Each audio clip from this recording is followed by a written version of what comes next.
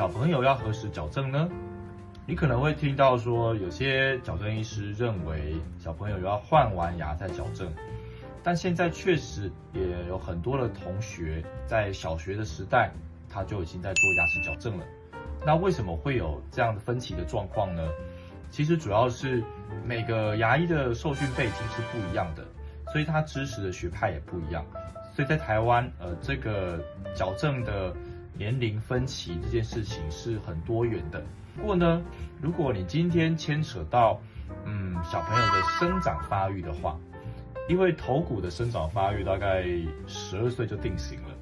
所以如果是以帮助孩子生长这件事情而言的话，我是比较支持是早期矫正的。意思是大概小学时代，大概低年级、中年级，如果孩子配合度还不错的话，就帮他们进行牙齿矫正。但这个牙齿矫正其实不光光只是矫正牙齿而已，我们会用一些工具来调整小朋友的颚骨的宽度啊，或者是呢会考量他鼻子过敏的问题，甚至现在小朋友很流行的嘴巴呼吸的问题，都会一起考虑进去，来帮他做解决。那如此才可以很好的帮助这个孩子的生长。